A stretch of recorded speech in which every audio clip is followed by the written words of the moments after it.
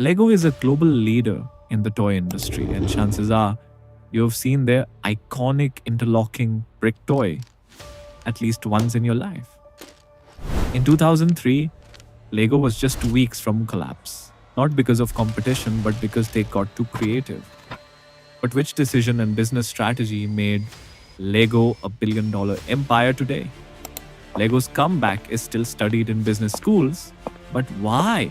I am going to answer this without wasting even a single second. Lego began in 1932 in a small Danish workshop run by a carpenter named Ole Kirk Christiansen. He used to make wooden toys in his shop, but then a tragic accident happens. Not once but twice, his shop was destroyed by fire. But he rebuilt it again and again. That never give up attitude became the DNA of Lego. By the 1980s, Lego was one of the most trusted toy brands in the world. Now, if you don't know what Lego is, it's a toy manufacturing company, and their top famous toy is small, colorful plastic blocks that can lock together like a puzzle. They come in different varieties. Maybe you have ever seen it or even played with it. But by the late 1990s, something changed.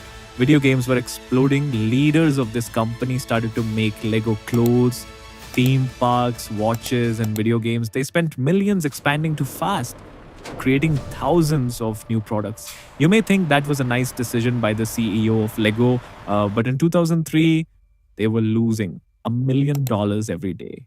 Debt was piling up, and the company almost collapsed. In desperation, they fired their CEO and cut 1,000 jobs. That was a tragic downfall. The world watched, expecting the end of a toy empire that had once seemed unstoppable.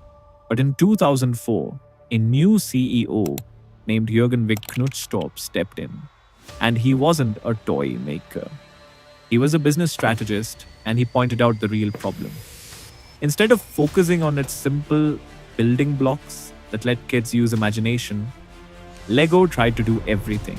Action figures, video games, clothes, even theme parks. But many of those products did not feel like LEGO anymore. That was Lego's biggest mistake. They were trying to be everything and losing focus on its core value, creative building with simple bricks toys.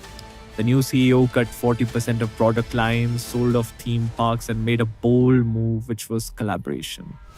Lego formed some truly game-changing partnerships with famous entertainment stars like Disney, and then manufactured toy sets inspired by blockbuster movies like Star Wars, Marvel, Harry Potter, and more.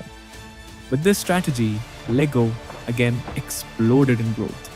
Then came 2014 when Lego launched its first movie, the Lego Movie, which again went super hit. Lego's one of the biggest competitors was Mattel. But with strong leadership and after their Lego Movie became a massive success, the sales and revenue of this company again skyrocketed. And after 2015, Lego defeated Mattel by revenue and became top toy making brand in the world.